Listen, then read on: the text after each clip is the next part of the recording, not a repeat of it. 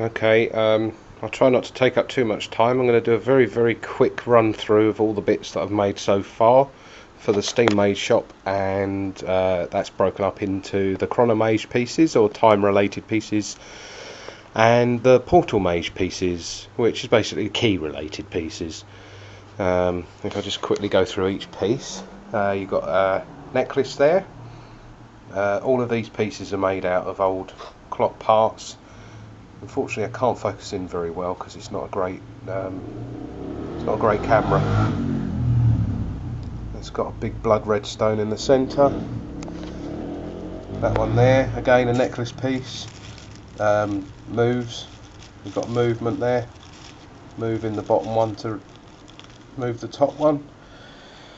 That there again is a pendant piece, and another one of a similar ilk. And a third one, but though this one all the parts actually move, and they're all quite wonderfully sharp and spiky for those that like that sort of thing. We've got 3 slate and brass brooches. These are all carved out of natural slate. Down here we have a large necklace pendant piece, which is basically a gimbal. So again, all out of the clock parts, but there's the movement in there to make it just that little bit more interesting. Another large neck piece. Again, you have movement there. It's all bridge work,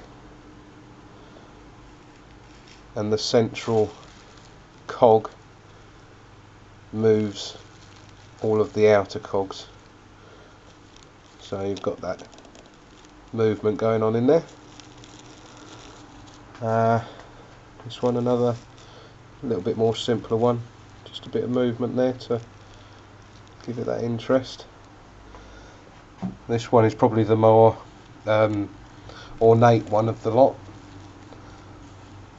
All these parts were never really meant to go together, but that central dial moves and turns all of the outer dials, all of the outer cogs. Then you've got the accessories here. These are cufflinks. Again, there's a bit of movement in there. It's hard to see on the video, but there's movement. Those are cufflinks. There's actually no movement on these, but they've got nice T-bar. Not easy to see, but there's a garnet in there. This is a tie pin, a tie slide. Again, the whole thing is interactive. Accessory keychain, a little bit of movement in there.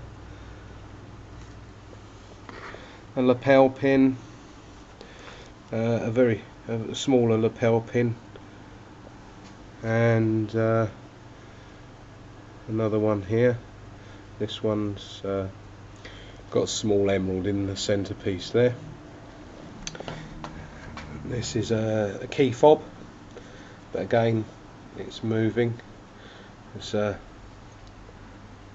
pulley out of an old grandfather clock, essentially. You've got there a ring. It's very difficult to see, but that's basically brass and aluminium. Those I'm going to be making to size and to order. Then we go on to the, oh no, hang on, there's one more thing here. This is kind of not really either the key or the time related stuff, it's just an extra piece. You've got a matching bracelet and necklace in silver snake chain with 18-karat gold embellishments, and the pendant on the necklace has got a rather large rub over. Let's see if I can get it in a good light. It's very hard to see, but that's an amethyst, cabochon amethyst. Then onto the keys. We've got a very large old Victorian key here, which I'm going to be getting a large key tassel for. This is essentially an accessory. We go down to these two smaller keys. These are solid silver. Again, these will be sold as a pair. These are lovers keys, and they're on antique French silk key tassels. Come down here to another with a little heart motif on the top. Very difficult to see actually in this video. That's solid silver. We've got one here which is a sort of a mixture of the two, really, the two parts of the mage. You've got the chrono with the cog, and the PortalMage with the key. So this is kind of somewhere in between the two parts of what's going on. Then we go here, solid silver with copper and brass embellishments. You've got a central garnet in there. This one, same key, central garnet, just slightly different embellishments, and then the plain version, which has had nothing really done to it.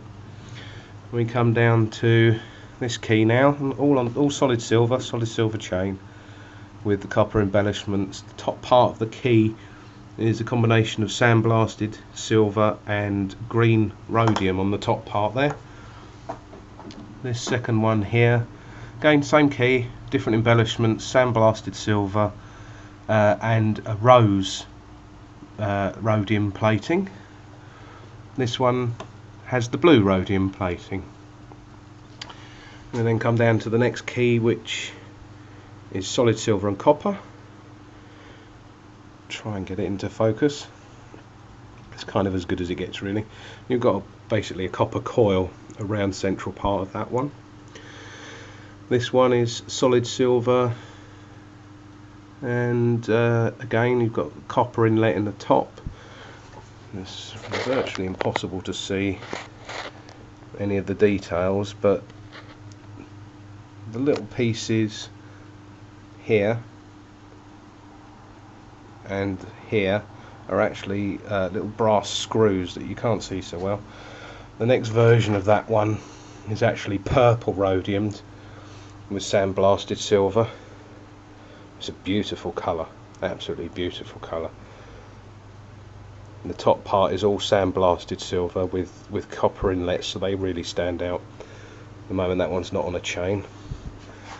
And we've got a larger key here. You've got like a flower type top and polished silver bottom, satin silver centre. Again, you've got little inlets in there, but it's virtually impossible to get them into any kind of good focus. The second version of that key is green rhodium at the top, but it's been sandblasted, so it's got really lovely sort of sheen. Copper inlets at the top pieces, and another 3 copper inlets along the shaft, with the bottom key mechanism part left polished. And this one is rose coloured rhodium with a sandblasted silver and quite a lot of copper inlets, if I'm honest with you. This one's probably my favourite one because it's got so much going on. And again, the polished silver at the bottom. There is going to be a second very short video of some other little tiny pieces, but this is basically it for now. So hopefully things are going to work out, and the SteamMage will start selling all these pieces. We'll have the shop on eBay, and you're all welcome to visit. Obviously things will be done to commission as well, so well, that's it really. Thank you for watching. Bye.